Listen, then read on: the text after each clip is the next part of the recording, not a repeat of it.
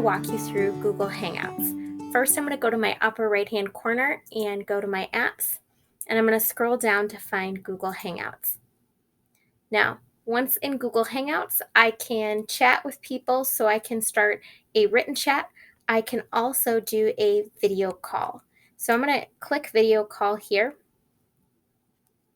And now, as you can see, it's taken me to Google Meet. Google Meet is the business version of Google Hangouts, and it's going to allow me to record the meeting. It's going to allow me to do a couple extra features that I think will be really helpful to all of you. I can schedule a meet ahead of time. I can also create one in the moment. So I'm going to create one right now. Just label it test and continue. Turn off your camera by doing that. You can also turn off the sound. Once I'm ready, I can select Join Now, and this will give me additional options. So here you can see there's a link that I can email straight to students. I can post in my LMS. I can also give students a phone number to dial in. So this is really helpful if there's a bad internet connection, or if a student or a person joining a Google Hangout or Meet wants to utilize a phone. So you can add people this way. You can also physically add people by typing in their email address. Another thing to be aware of is up here, this will list your participants. And here's where you can do a typing chat, which is really nice. So if, for example, you're speaking and you're delivering direct instruction, you can mute your students and then have them chat on the right-hand side so that they can ask questions and they can be engaged as well.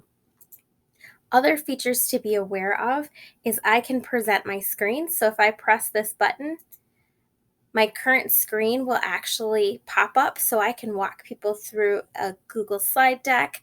I can walk people through a Google Doc, all sorts of different assignments, websites, etc. So I can control people's screen by going to present now, and then as soon as I'm done presenting, I can deselect that option. More options here is you have that record meeting feature, which is awesome. Once you're recording the meeting, make sure students or people are aware that you are recording, and then when you're done, you can click the button off, and then an MP4 will save directly into Google Drive, which is great if you have students who are unable to attend the meeting. They can still engage with the conversation and the lesson that you've presented. You can change your layout to look in a few different ways. Here, the sidebar is really nice if you have several people plugged into the conversation. Note that the big difference between Zoom and Google Hangouts is that Zoom allows you to see all the screens, whereas Google Hangouts will only show the top 5 most engaged or the last engaged. So you won't see all of your students at the same time. However, Google Hangouts is awesome if someone starts talking, that picture becomes the main picture. So you won't miss students who are talking. You'll be able to see who is making noise in the conversation. And so I do really, really like it for that feature.